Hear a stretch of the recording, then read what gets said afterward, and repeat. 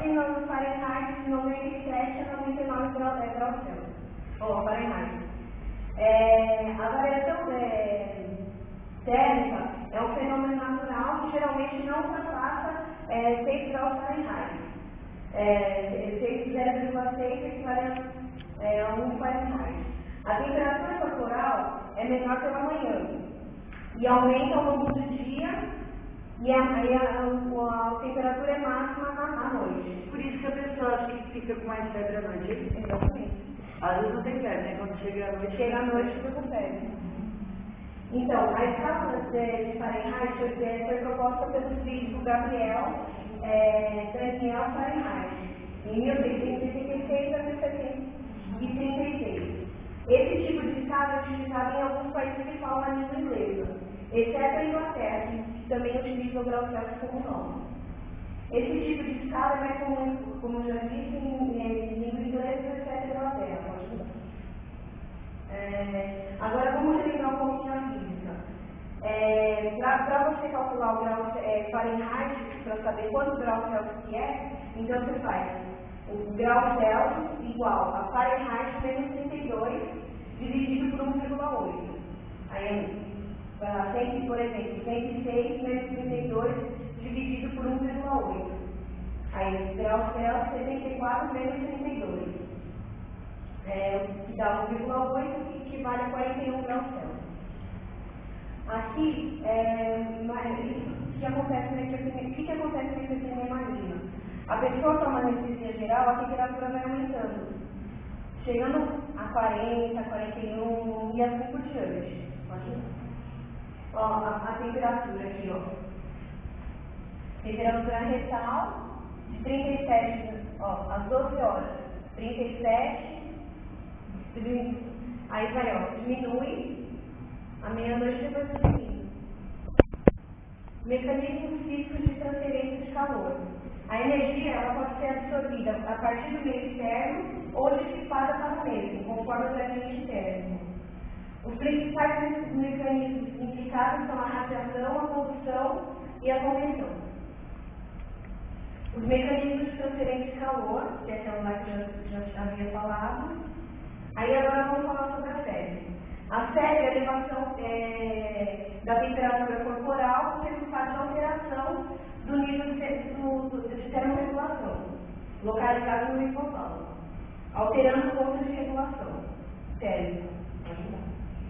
O papel da febre. Em algumas circunstâncias, a temperatura corporal aumenta e as possibilidades de situação no caso de infecção. Esse efeito é conseguido graças à diminuição do crescimento e da virulência de várias espécies bacterianas e o aumento da capacidade fagótica em bactericidas dos neutrófilos, e isso acaba promovendo a febre. A elevação da temperatura corporal acima do ponto de regulação térmica é mais frequente e secundária e é ineficiente nos mecanismos de dissipação de calor, ou menos frequente por produção excessiva de calor ou dissipação compensatória insuficiente. Então, segue duas formas distintas de hipertermia. O golpe de calor, que quando você vai dar uma corrida, a temperatura tende a aumentar. Ou quando o calor não está associado com exercício físico, que é alguma infecção, alguma coisa. E a hipertermia maligna. Agora, a hipertermia maligna, na verdade, é uma doença genética que ela acontece quando a pessoa vai fazer uma cirurgia com uma anestesia geral e tem a presença de anestésico isolado e com isso vai aumentando a temperatura, vai dando pode dar parada cardíaca, uma série de coisas. Então, a fisiopatologia da hipertermia maligna é uma reação dos agentes desencadeantes que é atribuído à concentração de aumento do CO2 na musculatura esquelética, a qual abrange a porcentagem do tecido metabólico disponível.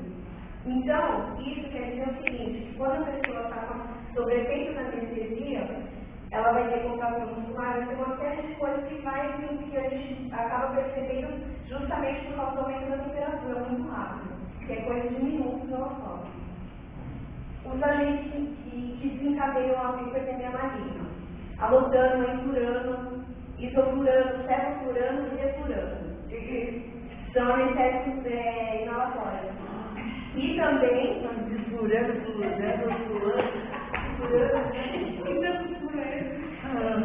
e também pelo relaxante muscular, que é a acetilcolina. Então, como eu já tinha dito, ela é genética. Se, por exemplo, seu avô antigamente morreu numa sala de cirurgia, provavelmente agora não, mas é menos difícil a pessoa morrer. Porque tem os protocolos. A probabilidade é maior. Não, é menor, porque como você já. Antigamente ninguém sabia como surgiu a hipertermia maligna. Aí começou a ter alguns casos quando um jogador de rugby sofreu uma fratura de, acho que era de tíbia. E ele teve que operar e daí falou, você vai fazer um procedimento com anestesia geral. Ele falou, eu não vou fazer. Porque meu avô já morreu. Porque eu vou fazer ele já meio morrido.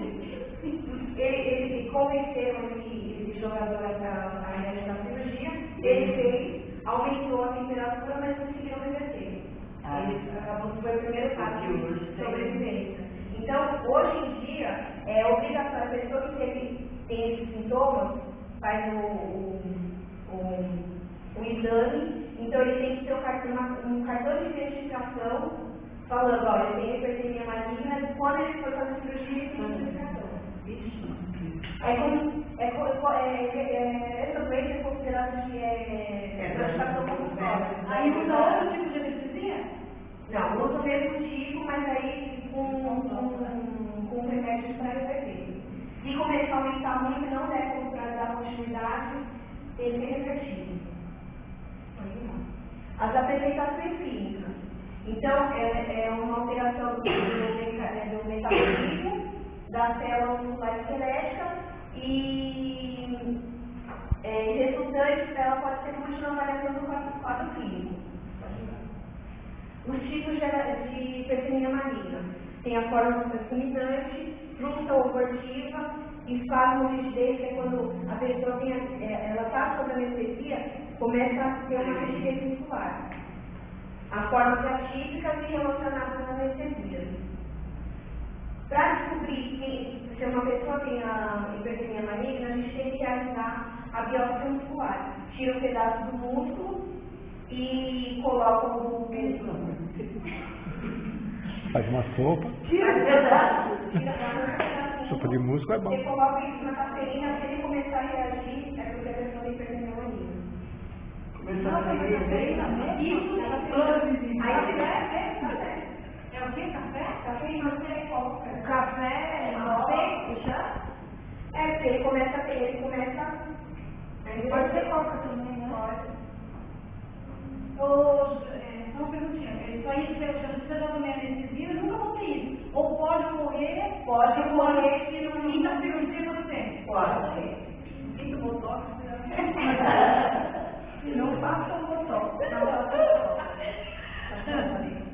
O tratamento, qual é o protocolo recomendado? Você tem que interromper os agentes desencadeantes, administrar a droga específica, que é o dantrolene sódico, e as medidas de suporte, destinadas à prevenção de complicações maiores, né, como o falecimento.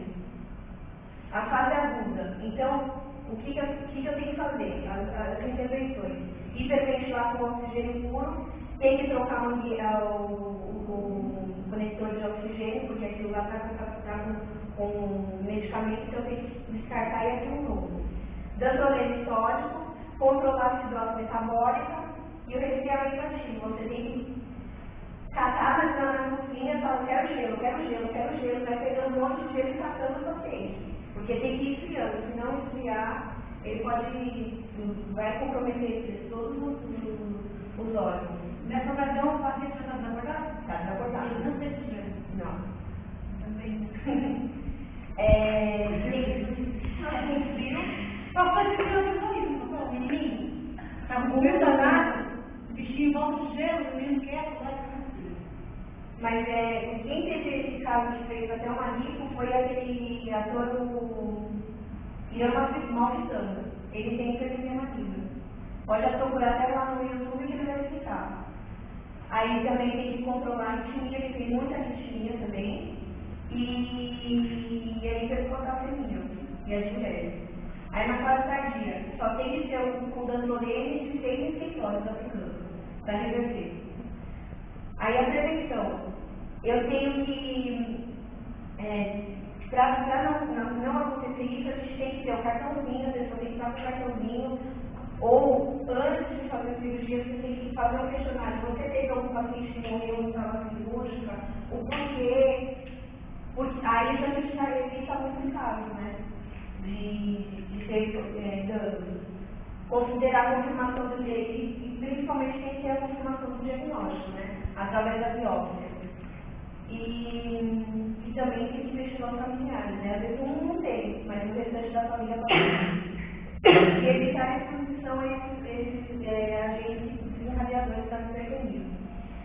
Numa sala de centro cirúrgico, em qualquer hospital, você tem que ter esse carrinho, que é como se fosse um carrinho de parada, só que específico para hipertensão, que tem dantrolene, tem todos os medicamentos para controlar, ou para reverter a anestesia. O resfriamento ativo, que a pessoa fica envolvida com gelo, pode passar. E esse aqui é o medicamento que tem que ter disponível. É obrigatório. Se o hospital não tem esse medicamento, pode fechar a porta. Mas tudo aquilo? Tem que ter. Porque se está na fase tardia, um medicamento só não vai adiantar. Porque ele está tomando de 6 horas. E aí toma uma garrafa inteira. Não, Aqui, vou perguntar, gente. Peraí. Você falou que tem que ver antes, né? Tem. Mas quando a gente vai fazer o exame, ele pede alguma coisa assim? Não, né? Não. É só né? Eles só fazem isso se você falar na entrevista, fazendo entrevista antes do procedimento, então eu falo assim, teve algum parente que morreu na sala cirúrgica? Teve. Então já encaminha para nós. Eles deveriam fazer Sim, deveriam. Hoje em dia no serviço público não. E essa doença, por incrível que pareça, aqui no Brasil, é muito rara. Mas vai ser perguntado, se você não souber, você vai vou fazer qualquer coisa eu tenho a medida. Como que é o nome do remédio? Dantrolene sódio. Como que é doutor? Dantrolene sódio. Dantrolene sódio? Eu não pergunto aqui até. Mas, por incrível que pareça, muitos médicos não sabem o que é hipertensão. É específico para anestesista. Vai perder isso, o médico começa a perguntar. Na época que eu fiz o trabalho que a professora tinha mandado a gente pesquisar para conhecer, para saber o que era, eu fui perguntar para o médico que eu estava fazendo estágio, falei, doutor Roberto, o que é hipertensão maligna? Não sei. Legal, daí fui procurar na internet, fui ver que eu me aprimorando, aí acabei fazendo